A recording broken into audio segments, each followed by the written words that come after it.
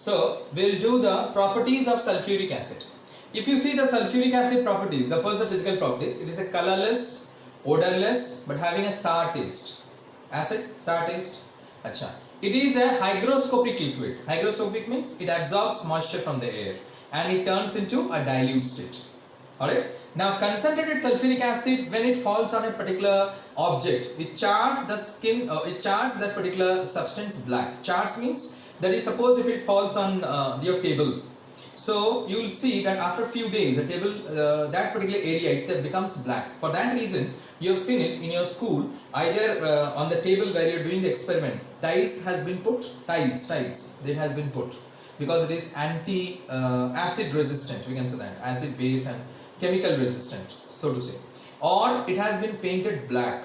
The black paint which you are putting is that it is nothing but your chemical resistant, the paint is. So hence for that particular purpose it is being done, because basically sulfuric acid, concentrated sulfuric acid sorry, it's a hygroscopic substance. It marks the particular substance black. It chars, we are using the word term char, C-H-A-R-S. It chars the substance black. Suppose if it falls on the skin also, it chars the skin black, we can say that. Because it is highly reactive in nature, highly corrosive in nature, highly corrosive, remember it. Achha. Now it is heavier than water. Its specific gravity is generally how much it is, 1.85 nearly, specific gravity. So it is heavier than water. It is soluble in all proportions in water. But remember it, when you are diluting sulfuric acid or any acid, listen carefully, you are not adding water to the acid, rather you are adding acid to the water. You are adding acid to the water, means you are having a bottle which contains water which is in bulk and you are adding acid to it. By doing so, what it happens is that when acid, like sulfuric acid, when it is being added to the water, sulfuric acid is high density, just now I said you, specific gravity is around 1.85. So as it is having high density, so it settles down. Moreover, when acid reacts with water, it's a highly exothermic reactions. The heat which is generated, it is absorbed by the water, and the spurting does not take. Spurting means explosion type.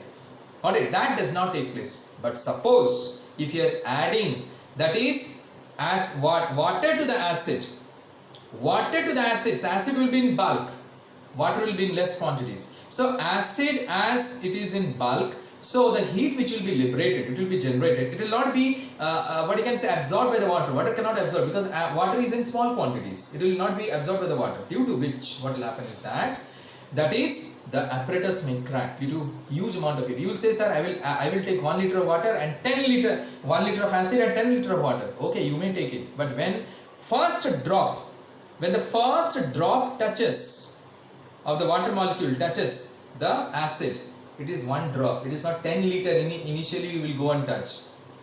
10 liter of water will not go and touch the water, what you can say, acid initially. First drop will touch it, and that drop will only cause a huge exothermic reactions. But if you take, what you can say, water and then you add acid, when the acid touches the first drop of water, then water is in huge quantities, it is in large quantities. The heat which is liberated, it is absorbed by the water, and hence the spurting is being prevented. Spurting, you know, that is the heat is going to come out with a huge thud, and when with a huge thud means pressure, it is going to come out. It will going to what you can say, that is hurt your skin, your face and all these things, and you may suffer from serious accident.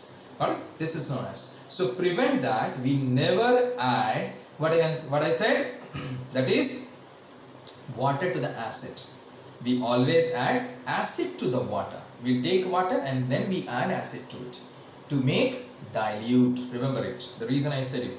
Alright, now next it forms a constant boiling mixture. Suppose you will take a dilute acid, you want to make it concentrated. It forms a constant boiling mixture at a temperature of around 338 degrees Celsius, in which we get it 98.5% concentrated acid. You know what's a constant boiling mixture? I said you, constant boiling mixture is a mixture which boils like a pure component.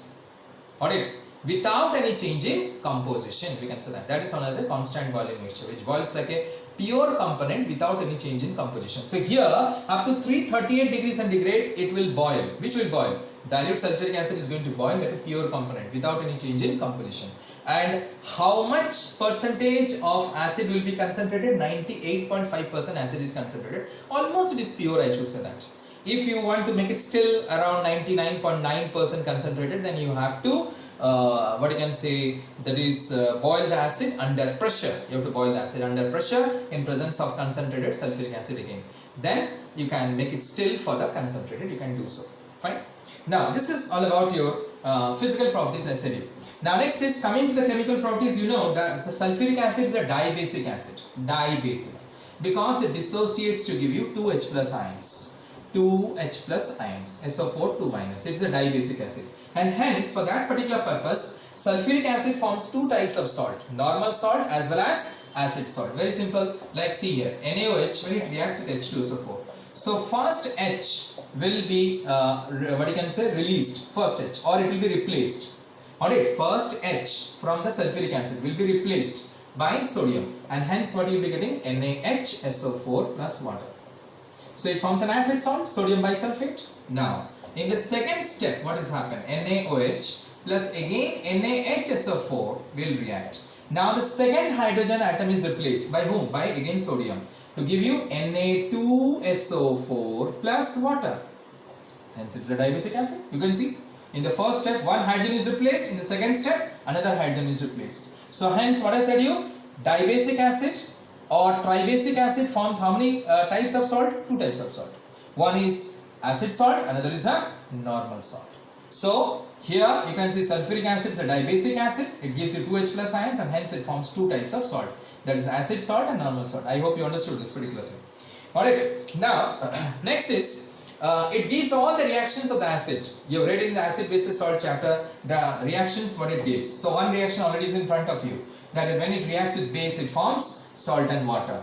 Similarly, if it reacts with the metals, you have read it, then acid reacts with the metals. It gives you what? Hydrogen gas is released. For example, let us say Fe plus H2SO4. What it will give you? But it should be dilute. Understood? Mind it. It is dilute H2SO4. In the previous case also, which I said dibasic acid, there the acid should be dilute, not concentrated, because concentrated acid is a poor conductor of electricity. It does not dissociate into its ions. Why? Because simple words, concentrated acid is a covalent compound and dilute acid is an ionic compound. So ionic compound dissociates into its ions. Covalent compound, does it dissociate? No. Covalent compound means it contains molecules. Where from the ions will come? So hence never we take concentrated sulfuric acid for showing the acidic character. Understood? Clear? So here also this dilute, and you know that nothing is written here means it is considered to be as dilute. If it is concentrated, I write it concentrated, but for dilute it is not necessary.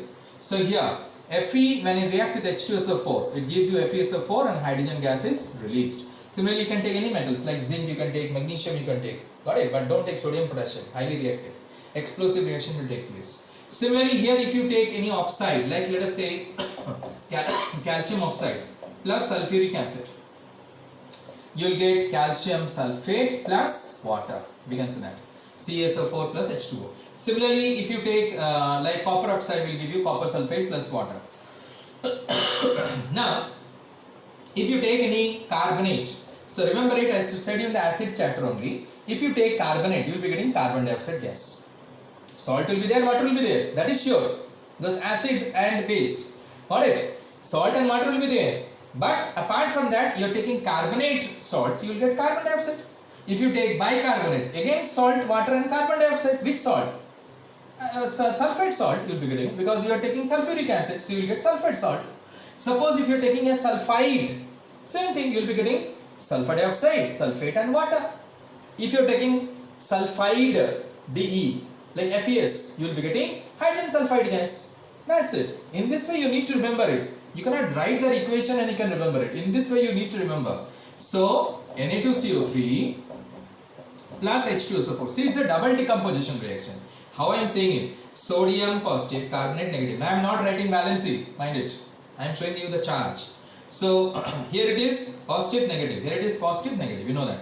So this positive will go with sulfate to give you what? Na2SO4. Done. And here H2CO3. carbonic acid. It's an unstable acid. It gives you water and CO2. Done in this way. So simple. If you take here NaHCO3, NaHCO3, you will be getting what? You will be getting nothing but same thing. Here you have to take that is NaHCO3 if you are taking it, then you will be getting Na2SO4 plus water plus carbon dioxide. Same thing. Clear? No problem. Now, next, if you are taking here, let us say FeS, ferrous sulfide, and H2SO4, if I am taking it, what I am going to get it? Same thing, FeSO4, see, same, positive, negative, all double decomposition reaction. FeSO4, and what is this? This positive, this goes with this negative. Always see, positive, negative, this positive, this negative. So, FeSO4, and this one is what? H2S, hydrogen sulfide gas is released, you know which is rotten X smell. Suppose if I am taking here, let us say Na2SO3 plus H2SO4. Now what you will get? Same positive, negative, positive, negative, positive, negative. So Na goes with sulfate to give you what? Na2SO4. Now Na2SO4 and what it remains? H2SO3. Same thing, sulfurous acid is unstable. It will give you what? H2O and SO2. So simple. In this way you learn it. It becomes so easier for you. This is the way you need to learn the equations. You cannot mug up the equation. Don't try to do it so. Because chemistry you cannot mug it up. It's impossible. I don't know how do you mug up. So in this way, you write the reactions with the different metals, with the different acids, bases, salt, oxides, hydroxides. Got it? And you write the reactions. Just simple things you have to remember. If you take carbonate, you will be getting salt, water and carbon dioxide. Carbonate or bicarbonate. If you take sulfide, you will be getting hydrogen sulfide, salt and hydrogen sulfide. If you take sulfide, you will be getting salt, water and sulfur dioxide. Same thing if you take bisulfide, same thing, salt, water and sulfur dioxide. Alright? Understood this? Thank you very much.